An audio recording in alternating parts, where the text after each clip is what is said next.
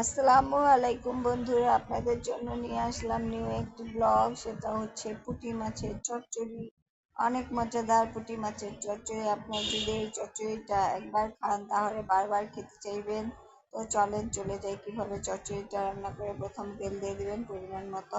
তেলটা দিয়ে এখন তেলটাকে একদম ঝুলিয়ে নিচ্ছে আমার আম্মু। অনেক মজাদার এই পুঁটি মাছের চচ্চড়ি।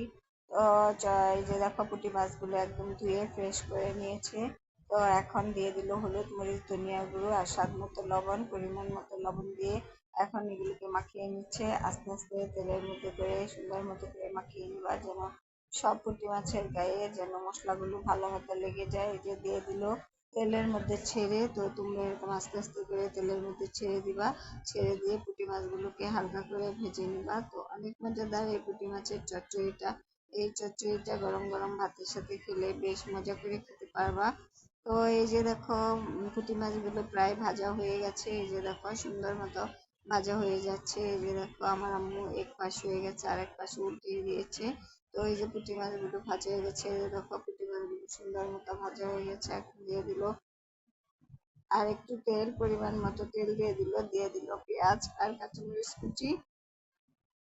তো পেঁয়াজ কাঁচামরিচ কুচিটা দিয়ে এখন তেলের মধ্যে একদম ভাজা ভাজা করে নিচ্ছে। তো অনেক মজাদার। এই যে দেখো তেলের মধ্যে দিয়ে এখন ভাজা ভাজা করে নিতে হবে। তো অনেক মজা, অনেক স্বাদ পুঁটি মাছের চচ্চড়ি, সেই স্বাদ। একবার খেলে বারবার খেতে চাইবে। এই যে দিয়ে দিল আদা রসুন বাটা 1 টেবিল চামচ। আদা রসুন বাটা দিয়ে এখন এই যে তেলের মধ্যে একদম ভাজা ভাজা করে নিতেছে। তো অনেক মজাদার। এই যে দিয়ে দিল স্বাদ মতো লবণ, পরিমাণ মতো লবণ দিয়ে দিল। দিয়ে এখন এই যে অল্প পানি দিয়ে দিল। অল্প পানি দিয়ে এখন পুঁটি মাছটাকে মশলাগুলোকে ভালো মতো করে কষিয়ে নেবে। তো এই যে দেখো মশলা দিয়ে দিল হলুদ, মরিচ, ধনিয়ার গুঁড়ো 2 টেবিল চামচ। এখানে তিনোটা একসাথে মিক্স আছে, হলুদ, মরিচ, ধনিয়ার গুঁড়ো। তো এই যে দেখো, এই যে সব সুন্দর মতো করে নেড়ে চেড়ে নিচ্ছে মশলাটা কষানোর জন্য। এই যে দিয়ে দিল বরবটি। তো এই যে বরবটি কুচি দিয়ে দিল। তো অল্প পরিমাণ বরবটি কুচি দিয়ে দিল। এই যে দেখো সুন্দর মতো করে, এই যে দেখো বরবটি যেন ভালো মতো করে মশলার মধ্যে কষানো হয়ে যায়, এর জন্য নেড়ে চেড়ে ঢাকনা দিয়ে ঢেকে দিল।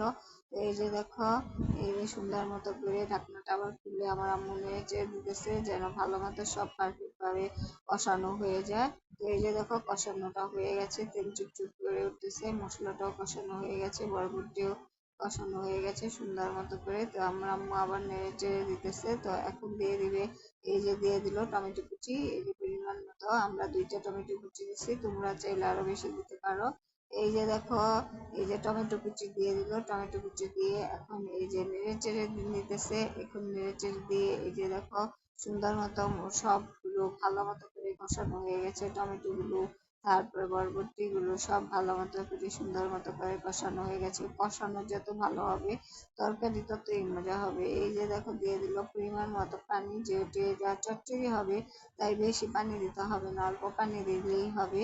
তো সবজিগুলো তো ভালো মতো কষানো হয়েই গেছে। তো অল্প পানি দিয়ে দিল। দিয়ে এখন এই যে পুঁটি মাছগুলো ভেজে রেখেছিল, এখন এই একে একে পুঁটি মাছগুলো দিয়ে দিতেছে আমার আম্মু।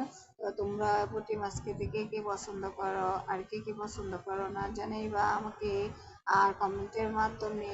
আর হচ্ছে সম্পূর্ণ ভিডিওটা দেখবেন, সম্পূর্ণ ভিডিওটা দেখে একটু গঠনমূলক কমেন্ট করবেন। এই যে দেখো দিয়ে দিল হচ্ছে, এই যে সুন্দর মতো করে এই তরকারিটা হয়ে গেছে। আমার আম্মু একদম মিলিয়ে নিচ্ছে, মিলিয়ে যেন সব জায়গায় ভালো মতো করে পারফেক্ট ভাবে সিদ্ধ হয়ে যায়। তো এই যে দেখো, এই যে দেখো বলক এসে গেছে, কত সুন্দর বলক এসে গেছে। এখন দিয়ে দিল এই যে ধনিয়া পাতা কুচি। তো ধনিয়া পাতা কুচি দিয়ে আর 5 মিনিট রাখবে, তারপর নামিয়ে ফেলবে। তরকারিটা হয়ে গেছে। এখন আমরা গরম গরম ভাতের সাথে খেতে পারবো। প্রবাসী ভাইরা, আপনারাও এরকম রেসিপি রান্না করে তাড়াতাড়ি ঝটপট রেসিপি রান্না করে খেতে পারবে।